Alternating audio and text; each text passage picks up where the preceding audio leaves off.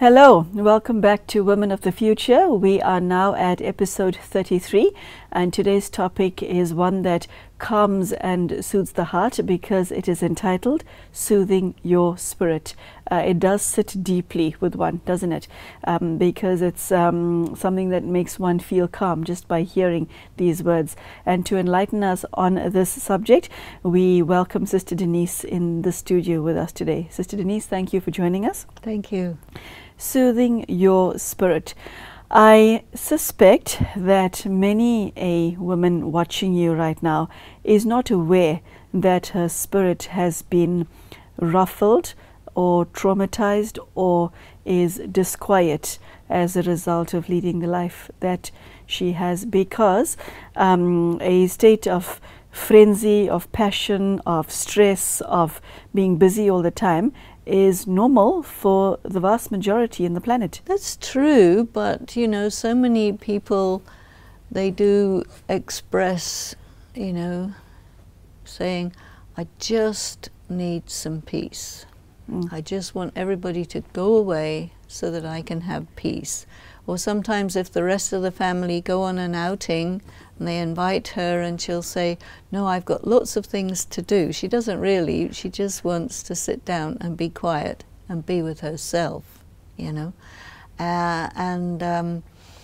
You know, a woman in the household, maybe she doesn't have her own space, but she does have her area, the kitchen, you know, there's different spaces where her work is going on, and she can actually use that space for herself, you know, because a meditation space is really good to have, and you can sort of make a meditation space superimposed on some other space, you see. And when you are in your own space, go into your quiet and soothe and calm yourself from all of the sort of jagged things that happen. People screaming, children jumping up and down, requiring a lot of things, demanding, all sorts of things is normal for a woman to have to deal with all the time, and it can be very nerve-jangling, can't it? So you sit quiet, you know, you can do some things. You can put a candle, you can put incense, you can put music, you can create an atmosphere that is by itself calming, perfume, flowers, all sorts of little things that just, you know, speak to you, and just be and allow all of that to settle down and go into your quiet and meditate. And for as long as you want, for as long as you can. Okay, let's talk about the reality that a lot of women face. Sister Denise, you exude calmness and you have sought peace and you have found it.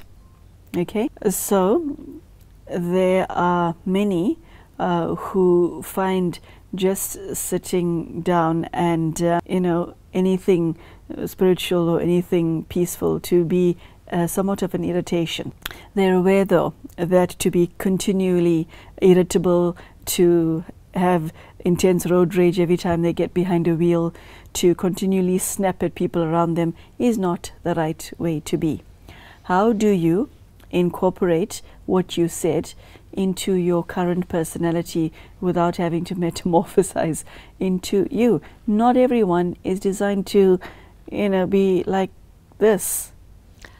Well, you know, one of the things we do in so many places all over the world is we create meditation spaces, spiritual centers. We invite people to come in and just experience the atmosphere, the vibration, to sit in meditation, to even we create meditation experiences through commentaries and environments. Once a person has a taste of it, in a space which is not the one she normally is in a frenzy in, which is a different space, then she gets the feeling that, yeah, actually I need this. What are the signs, Sister Denise, that one is a danger to oneself? When you do things that have negative consequences and you carry on doing them anyway. I want to interject there. The nature of life is that the action and consequence is not necessarily linked. Well, you will experience maybe some burnout.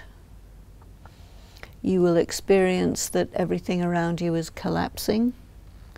You will experience that people don't want to talk to you anymore.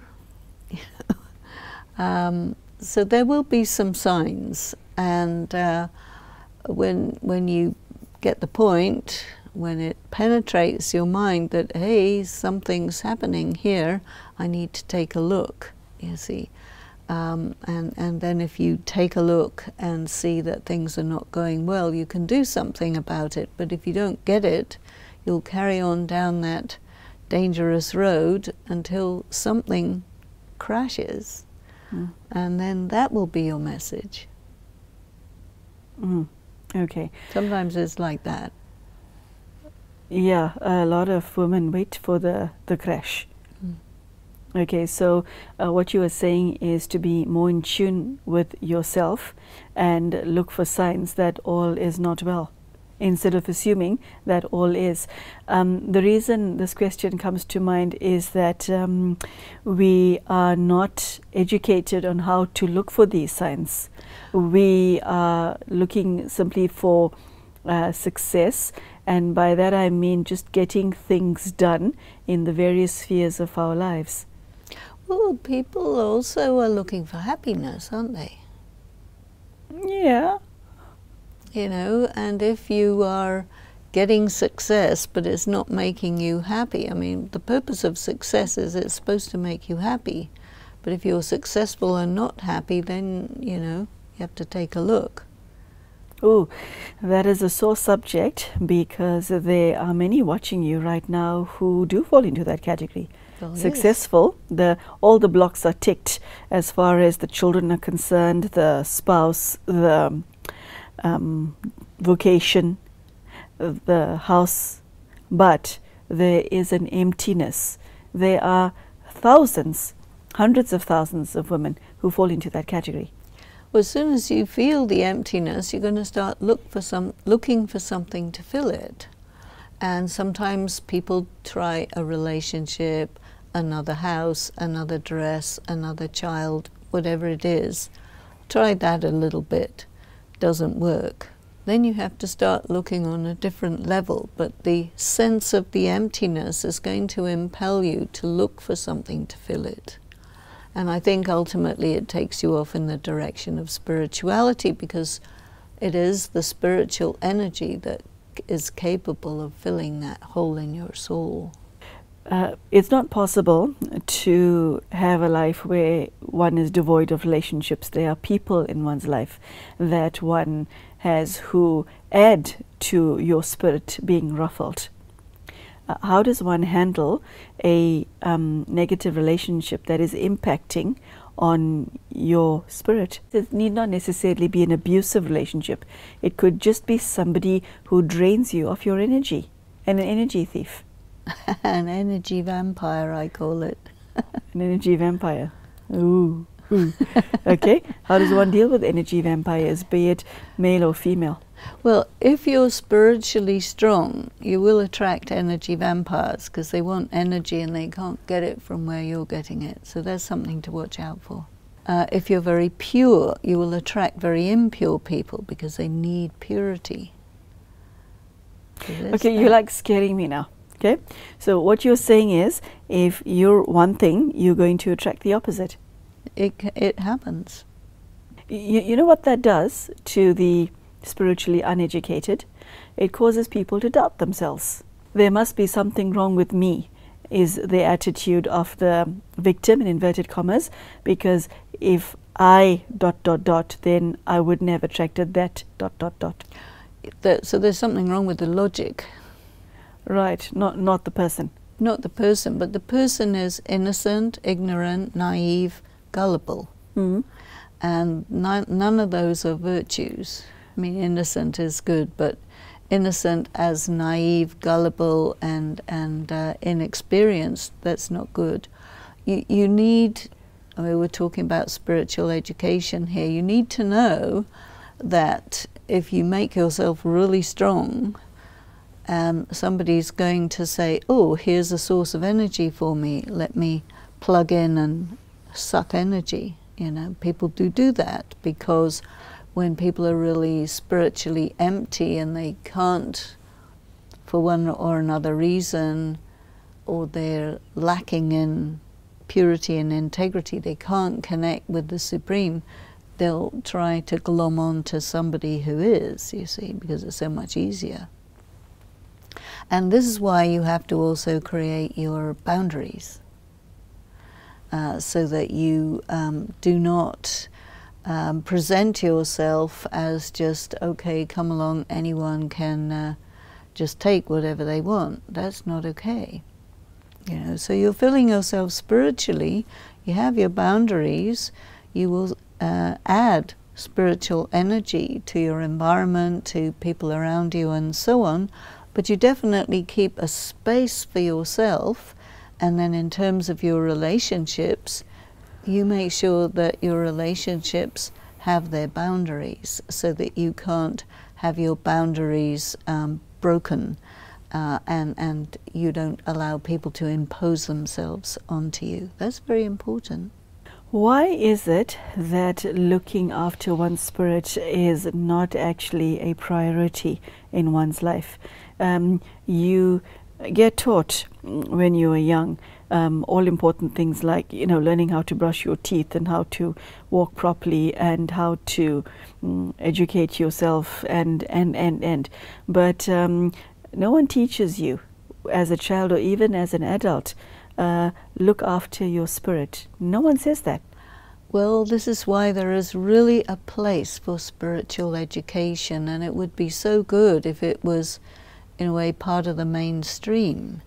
And in some respects it is coming in. People are concerned about food, rest, exercise, having space for the self, things like it's beginning to come through, you know, and more people are getting interested in meditation, contemplation, this sort of thing.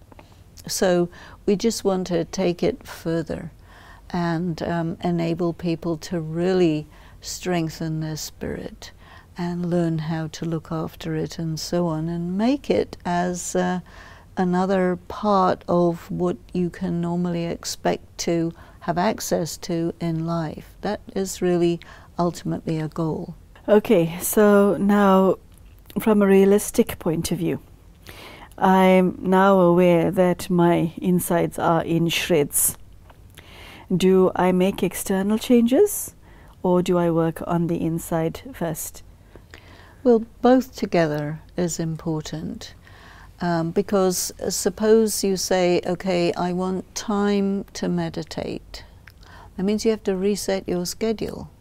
You have to program time in to meditate. You have to let people know in your family that from this time to this time, Mother is meditating, do not disturb. You can do that. That is hard for a lot of women who do not say no to anything that their family asks. Start to say no.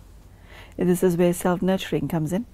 Self-nurturing, setting boundaries, all of these things is, this is me, and I will do this, this, this, and this for all of you. And if you get in the way of me resourcing myself, I will not be able to serve you the way that you like to be. So you need to recognize the necessity of me resourcing myself. That's the way it is. You have to be assertive. And I think a woman of the future is assertive. Not aggressive, but definitely assertive. And to get her needs met is a right and a duty to the self. And I must resource myself, just like everybody else resources themselves. I'm a human being like everybody else. Sister Denise, what is it within the feminine psyche that causes her to not place herself on her list of priorities?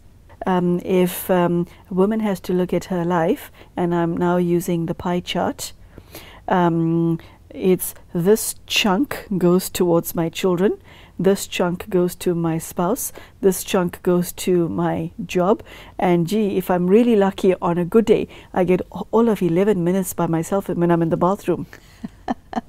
Well, that's a really good suggestion to everybody who's watching. Take a paper, draw a circle, and show the different sections of your pie, and just see how much you are going to assign to yourself, you see, because nobody can take anything from you unless you allow them to. That is news to many. Well, I think it was Eleanor Roosevelt who came up with that in the 1930s. So it's been around for 100 years nearly. Yeah, but it's not understood by many and practiced by even fewer. So we need to encourage people to be aware of that, and to say to themselves that if people are taking from me, it's because I let them. And I decide how much people can have and where the boundaries. Setting boundaries is such a good practice. It takes self-respect to do that, surely? Well, let us develop self-respect and set boundaries. This is what I need. Have a nice day. It's such a good phrase, have a nice day. We have personalities watching you right now, and this is what I touched on at the beginning of the episode, who are fiery by nature and who achieve things through their passion. I mean, no one in their lives complain. They might complain about their, getting snapped at every now and again, but she's the person to go to when you're in trouble because she gets things done. Okay, now somebody who's passionate natured, and it's not necessarily weakness, it's just how she's structured, wired, is inclined to use that personality trait to achieve everything in her life. Notwithstanding, you still need to resource yourself, because however fiery you may be, you still need some logs. How wonderful is that? You need some logs. And logs in this scenario is a metaphor for? Your spiritual resourcing. You need that oil, that coal, that wood to keep your fire burning, so you have to get the wood. And if you don't, then you'll experience burnout. No, your fire fizzles out. Okay. What are the signs that someone is in danger, not from the external, but from the internal? How would you know? And the reason I'm asking this again, Sister Denise, is because women find it difficult to listen to something like this, okay, because it's not what they want to hear, because whatever's said in this particular episode is probably resonating with the tiny voice of their conscience, okay, that is saying to them, do something, something's not right. But apart from understanding it, they find it even more difficult to implement it. Well, one very powerful sign is you get sick. Physically sick? Physically sick. And when you're physically sick, you're stuck in your bed or in your hospital. You can't go out firing everything. Okay. And that so is a illness? sign. Illness is a sign that you're out of balance. Illness is a sign that you're out of balance. Okay. What else? Your relationship's falling apart. It's another sign. You see, because balance is your inner, your outer, your private, your family, your professional, your public.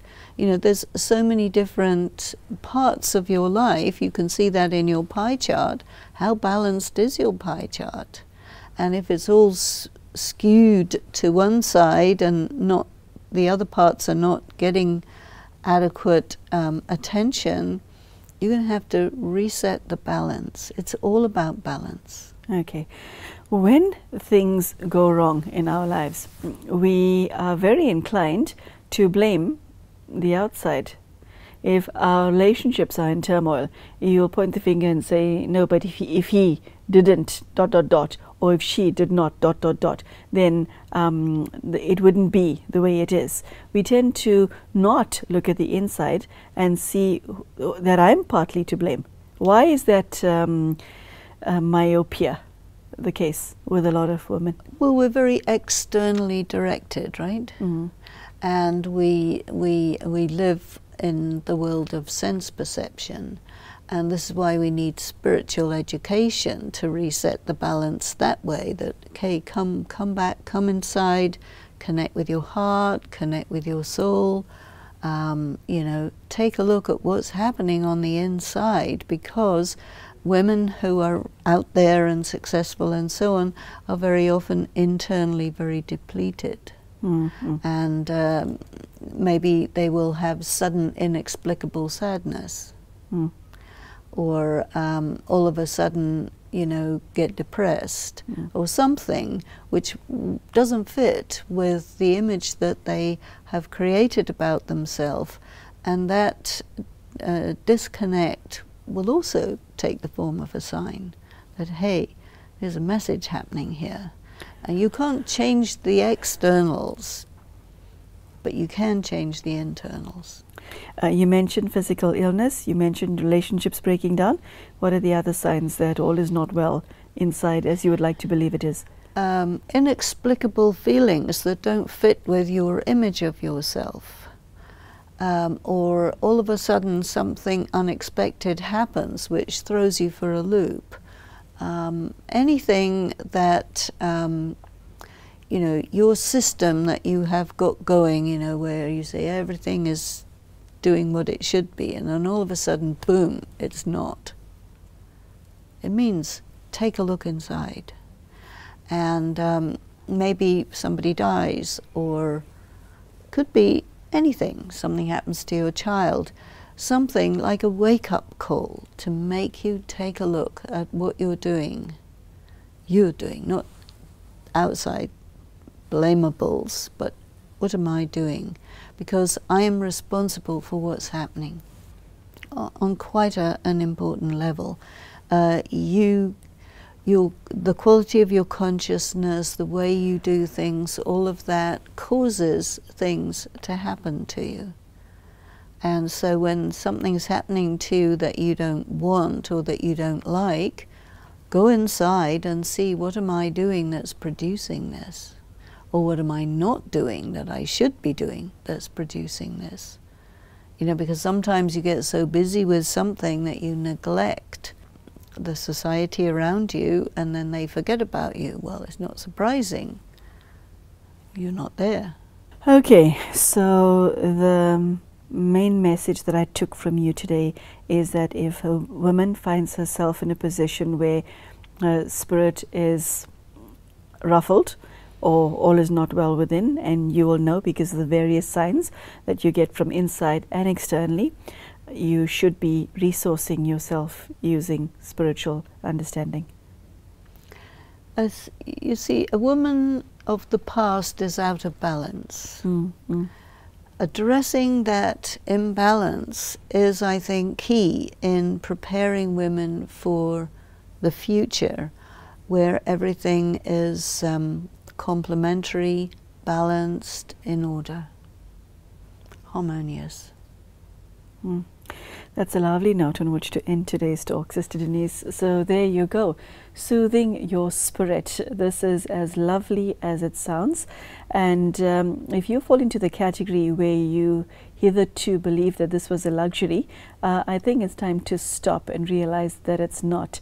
It is essential, as Sister Denise shared, to look after yourself on all levels, not just the external, but the internal as well. And life becomes too much for many of us, and so it is important to draw from a power that's higher than you, that's bigger than you. So I do thank you for joining us today, and I do hope to see you soon. Take care. Goodbye.